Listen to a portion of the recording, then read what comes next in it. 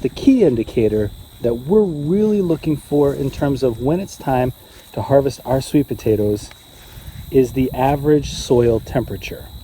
Guten Yardning, everybody! We are getting so close to harvesting these, I can practically taste them. These sweet potatoes have been in here for quite a while. These were the first sweet potatoes that we planted this season. And it's kind of hard to tell from the angle I'm standing at, but this is a 6x6 keyhole raised bed. So we'll have easy access once we want to get in here and cut back the greens and dig up those sweet potatoes. But boy, we're itching with anticipation to get in here. And I'm going to show you a few peeks today as we prepare to harvest our sweet potatoes here in a few days, maybe a few weeks. We'll see. We'll see how long we're able to hold off to allow those nutrients to grow and the production, the bounty, to increase. The primary indicator that our sweet potatoes are ready to be harvested isn't actually just that they're starting to turn yellow. In fact, if conditions allow, even when they're turning yellow, it's perfectly fine to leave them in the ground longer to increase the harvest amount and to also increase the nutrient level.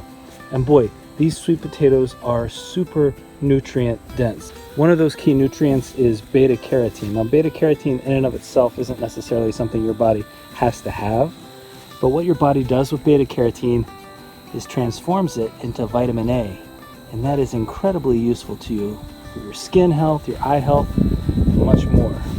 The key indicator that we're really looking for in terms of when it's time to harvest our sweet potatoes is the average soil temperature. And when the average soil temperature dips below 65 degrees Fahrenheit, then you want to start considering harvesting your sweet potatoes. There are a few ways to figure out the soil temperature that you have. You could go out and buy a soil thermometer. Those aren't necessarily the cheapest thing, but one of the things we do, we find very useful, is go online and search average soil temperature. And I can show you right here that the average soil temperature right now where I live is just under 65 for the day, but the soil temperature at the height of the day is in the low 70s. So we still have a little bit of time. We're going to leave them in the ground a little bit longer. But I will tell you this, as we walk over here, here's our sweet potatoes in our hay, bale of hay. A little bit farther over, one of our container sweet potatoes. So just notice this. Let's see if we can get down in here and see. There it is. We've got sweet potato popping through. Had to cover up. There you go. It's turning a little bit green, and that's not good. A sweet potato that's popping through the soil, so we know they're coming in. They're growing underneath there. Essentially, where we live, we're looking at two key factors then in terms of knowing when we want to dig these up. The first one is that dying back, whether or not everything is starting to yellow up. The second is soil temperature. And here in zone 5, again, we're much more focused on that soil temperature because we're going to have that potential for a strong decrease in average soil temperature as temperatures drop here toward the fall and into the winter time. I got to show you the difference between these two beds.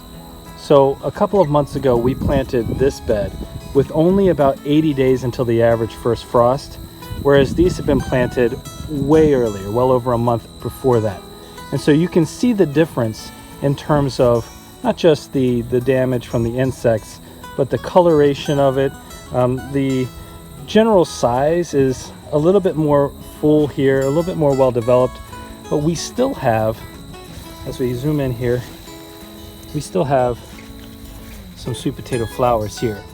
Whereas this one, the flowers on the right hand side here have all died back. They're long gone, and we're just in the process of really developing out the tubers here. We really do have more sweet potatoes than just about anything else here in the backyard, and no problem with that at all. But one of the changes that we made this year in an attempt to improve the size of our harvest is we decided to go with more thorough, those deeper waterings, which is supposed to allow the tubers to develop downward more because they're searching downward for the soil. So we're encouraging that root growth and that tuber growth. And then here in the last month or so, we've stopped watering altogether. And the reason we've stopped watering, I know, granted, we're still getting some rain and at times heavy rain, which is not necessarily ideal at this time. But one of the reasons we stopped watering is because when you water there toward the end, there's a higher chance that you might get some splitting in your sweet potatoes. And we had a lot of splitting last year in one of our beds in particular. And I don't know if that was just the variety or our watering practices. So we're trying to remove that, but instead encourage that deeper, larger tuber growth. The last thing I want to tell you, and I think this is probably the most important, and it doubles back to the notion of soil temperature being essential in knowing when to harvest your sweet potatoes. We're going to keep a really close eye on the soil temperature in general. But if you do have a frost, an unexpected frost, you're going to see the foliage die back immediately. I mean, it kills off the foliage super fast. The night before it's all like this, the next day it'll be black, all black and blue. If that happens, you've got to get the sweet potatoes out of the ground right away. These do not enjoy a frost. They will not store nearly as long.